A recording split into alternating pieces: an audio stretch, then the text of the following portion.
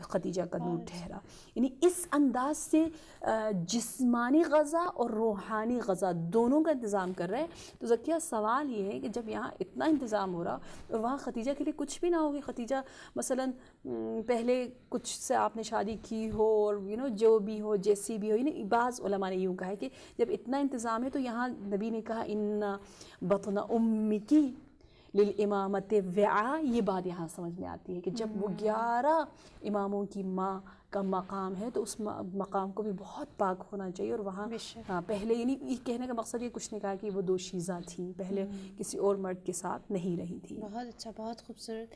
یہاں ہم اپنی گفتگو کو مزید جاری رکھیں گے لیکن ایک چھوٹی سی بریک کے بعد.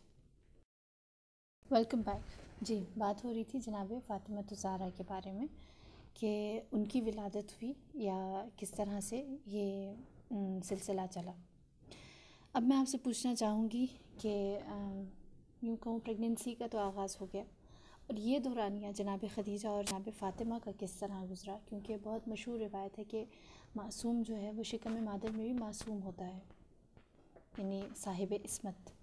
جی جی جی, اس کے بارے میں یوں دو ہمیں واقعات ملتے ہیں کہ جناب خدیجہ نبی سے وصلت کے بعد, شادی کے بعد, آپ کو آپ کی جو دوستیں تھیں, فرینڈس تھیں, انہوں نے اور اہل مکہ کی خواتین نے آپ کو اکیلا چھوڑ دیا تھا. آپ بہت احساس تنہائی فرماتی تھیں. تقریباً کتنا عرصہ اکیلا چھوڑا؟ ابھی دیکھیں, جب آپ یہ دورانیہ آپ نے گزارا حمل حضرت زہرا کا, اس وقت تقریباً 20 سال ہو چکے تھے شادی کو. 20 سال تک سب سے کٹی ہوئی تھی, یعنی جی جی پہلے کی طرح. ہاں, یہ حتیٰ یہ بھی لکھا ہے کہ حجرتها نسوة مکہ فکن لا يدخلن الیہا ولا یسلمن علیہا. یعنی وہ بالکل نہیں آتی تھی, وہی سب نے بائیکاٹ ایک طرح سے کر دیا تھا. وہ بھی ہاں آنا جانا نہیں تھا, اور سلام بھی نہیں کرتی تھیں حضرت خدیجہ کو. سلام کرتی تو جواب نہ دیتی, یعنی بالکل قطع رابطہ کر دیا تھا. تو ایسے تنہائی کے موقع پر جب مجھے وہی ہوتا ہے بہت زیادہ کہ جناب خدیجہ عام خاتون تو نہیں تھی, ٹھیک ہے, سیدہ تھی, سیدہ قریش, ملکۃ العرب, صحیح ہے, اتنی عظیم خاتون. اور ان کے گھر میں ہم نے آپ کو گھر کا سین بتایا کہ کتنا عظیم, یعنی لوگوں کا آنا جانا لگا رہتا تھا, رفت و آمد. اور اس طرح ایک ہستی جس کو عادت ہو ایز اے سیدہ لوگوں کے ساتھ ڈیلنگ کرنا, اس کو ایک دم سے, کیونکہ نبی سے شادی کی اس لیے کافی لوگوں نے ایک دم سے آپ کو تنہا چھوڑ دیا. ہاں, تقریباً اکیلا چھوڑ دیا. تو کتنا مشکل تھا, بہت مشکل تھا ایسے سیدہ کے لیے. تو ایسے موقع پر اللہ انتظام کرتا ہے, ٹھیک ہے, خدا آخرت میں تو یقیناً دیتا ہے, لیکن کچھ قدم اور آگے دنیا میں بھی شروع کر دیتا ہے اپنے معجزات, اپنے نور, اپنی تمام رحمتوں کے ذریعے. یوں خدیجہ کو تسلی دے رہا ہے. کیسے کہ جناب فاطمۃ الزہرا کو ہمراز, مونس, ہمدم, ہم سخن بنا رہا ہے اپنی ماں کے. ایک مرتبہ نبی گھر تشریف لاتے ہیں, دیکھتے ہیں کہ خدیجہ کسی سے باتیں کر رہی ہیں, جبکہ نبی کو پتہ ہے خدیجہ تنہا ہے, اکیلی ہے. تو حیران ہو کر پوچھتے ہیں کہ خدیجہ تم کس سے گفتگو کر رہی ہو؟ تو جناب خدیجہ سلام اللہ علیہ نے جواب دیا کہ میں اپنی اس طفل سے جس کے نور نے میرے پورے وجود کو منور کر دیا ہے, یعنی لطف لے رہی ہیں, مزہ لے رہی ہے. میں اس ماں کے لیے کس قدر سرور آور ہے, کتنا ماں کو سکون ملتا ہے, کتنا شیرین ہے, باعث سرور ہے ایک ماں کے لیے کہ اس کی ہی فرزند, اس کا ہی اولاد جو ہے وہ اس کے ساتھ گفتگو کرے. تو جب جناب خدیجہ نے کہا میں اپنے طفل سے گفتگو کر رہی ہوں, اس نور سے گفتگو کر رہی ہوں, تو پیغمبر بہت خوش ہوئے یہ سن کر, اور آپ نے فرمایا ابشری یا خدیجہ هذه بنت جعلها اللہ ام 11 من خلفاء یخرجون بعدی و بعد ابیہم. کہ ایک خدیجہ, نبی جانتے تھے, نبی کا علم فیوچر کے متعلق, کا ایک خدیجہ پتہ ہے یہ کون ہے؟ میں تمہیں بشارت, خوشخبری دیتا ہوں اور بتاتا ہوں کہ یہ بیٹی ہے, ایسی بیٹی, معمولی بیٹی نہیں, ایسی بیٹی جو کہ 11 اماموں کی ماں بنے گی. ایسے 11 امام جو کہ اس کے بعد, میرے بعد, اور اس کے والد امام علی کی نسل سے چلیں گے, اس کے بعد ان کا انشاءاللہ وہ ظاہر ہوں گے, نہیں آئیں گے. تو یوں ایک واقعہ ملا جس میں پتہ چلا کہ حضرت خدیجہ اور حضرت فاطمۃ الزہرا کا ریلیشن شپ اس حد تک اس دورانیہ میں بھی موجود. بہت خوبصورت.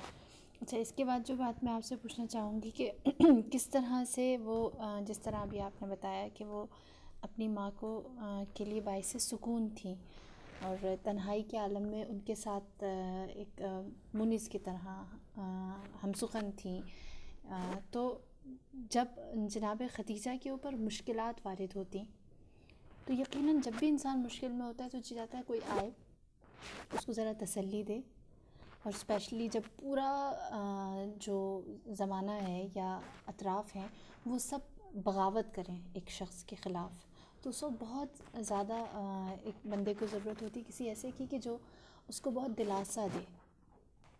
تو جناب خدیجہ اور فاطمہ کا یہ ریلیشن کہ کس طرح سے ایک دوسرے کے لیے مونس رہیں اور ایک دوسرے کو تسلی دیتی رہیں. جی جیسا آپ نے پہلے بھی پوچھا، ایک واقعہ ملتا ہے، دوسرا واقعہ وہ دوبارہ اسی وقت کا ہے کہ جب اسلام کی ابتدا ہے، کیونکہ بعثت کو بھی صرف 5 سال ہوئے ہیں، ٹھیک ہے نا، اور ابتدا ہے، تو وہ وقت بہت سخت تھا نبی کے لیے. تو ایسے موقع پر جب مشرکین مکہ بار بار فرمائشیں کرتے نبی سے اور اذیت دے رہے ہیں، عذاب دے رہے، وہ سب بہانے تھے، کیونکہ انہیں ایمان تو لانا نہیں تھا. نبی سے کہتے تھے کچھ کرو، نبی کرتے تو پھر کوئی اور مکر جاتے. تو ایسے بہانوں کا جو سلسلہ جاری تھا، اس میں سے ایک جو انہوں نے ریکویسٹ کی وہ شق القمر. نبی سے آ کر مشرکین مکہ نے کہا کہ اگر تو سچا ہے اے نبی تو اس چاند کے 2 ٹکڑے کر کے تو دکھا اپنے رب سے، کہ تو اگر حبیب ہے، حبیب اللہ ہے، حبیب خدا ہے، تو یہ کام کر. جب اس طرح سے نبی سے کہا تو نبی تھوڑا پریشان ہوئے کہ پتہ ہے ان کی نیت خالص نہیں ہے. تو آپ نے دعا کی اور جناب خدیجہ یہ سب سین دیکھ رہی ہیں، سن رہی ہیں. خدیجہ تمام حالات سے آگاہ ہے، نبی کی وزیرہ ہیں. تو جناب خدیجہ تھوڑی پریشان ہوئی اور کہ کیا ہوگا، کیسا ہوگا، لیکن نبی کی دعا مستجاب ہوئی اور نبی نے یہ کام کر کے دکھایا اذن الہی سے.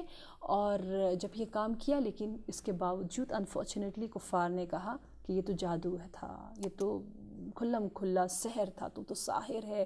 اور نبی کو اتنی تہمتیں لگائی اور نبی کا دل پھر غمگین، اور آپ افسردہ ہو کر گھر آئیں. آپ بہت افسردہ ہیں، لیکن خدیجہ کھلی ہوئی ہیں. نبی حیران ہوتے ہیں کہ تم کیوں خوش ہو، تم کیوں اتنی مسرور ہو. کہا کہ یا رسول اللہ، میں چھت پر گئی تھی اور میں نے جا کر وہ معجزہ اپنی آنکھوں سے دیکھا، اور جب آپ نے وہ معجزہ دکھایا اور بعد میں مشرکین نے آپ پر اتنی تہمتیں آپ پر باندھی، تو میں پھر پریشان ہونے لگی. تو یہ میری بیٹی، یہ میری نور، یہ میری فاطمہ دوبارہ اس نے لب سخن گشائی کی اور مجھے تسلی دی، اور تسلی دے کر کہا یا اماں لا تخشا، اے میری ماں نہ ڈریں، پریشان نہ ہو. کیوں؟ اس لیے وَمَعَهُ وَمَعَ أَبِي، کیونکہ میرے باپ کے ساتھ رب المشارق و رب المغارب، مشارق و مغارب کا باپ میرے اللہ میرے باپ کے ساتھ ہے، میرا باپ تنہا نہیں ہے، آپ ان کے لیے پریشان نہ ہو. جب اس طرح سے خبر دیتی تھی جناب خدیجہ اپنی بیٹی کے متعلق، تو نبی بھی تمام رنجوں کو فراموش کرتے اور آپ کے لبوں پر بھی مسکراہٹ کے آثار نمایاں ہوتے تھے. تو ہم یہ کہہ سکتے ہیں کہ خدیجہ کے سکون کا باعث فاطمہ اور خدیجہ رسول کے سکون کا باعث خدیجہ. تو جو بنیاد ٹھہری وہ جناب سیدہ کی شخصیت. ماشاء اللہ ماشاء اللہ، یقین. اور دوسری چیز جو میں یہاں آپ کی اس سے ذرا سا وہ کروں گی کہ میرے خیال میں یہ صرف 2 موارد نہیں تھے، یہ تو ہم تک پہنچے ہیں.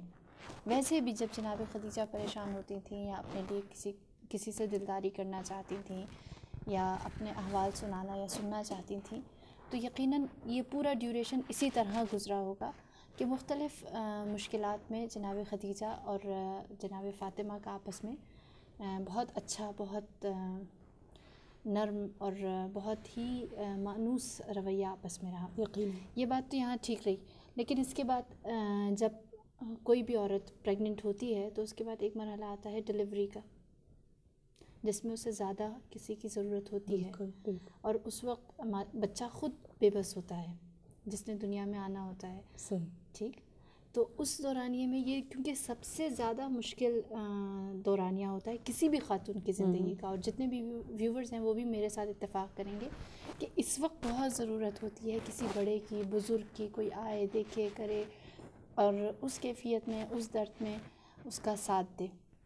تو جناب خدیجہ کا یہ دورانیہ. جی بالکل، آپ نے بہت اچھا مقدمہ بولا اور ساری باتیں جو مہم تھی آپ نے بتا دی کہ خدیجہ پریشان تھی، بہت پریشان تھی، اور اس پریشانی کے عالم میں جب خدیجہ نے حتیٰ میسج بھیجا خواتین نے مکہ کی طرف، کہا کہ مجھے ایسی حالت میں تو تنہا نہ چھوڑو،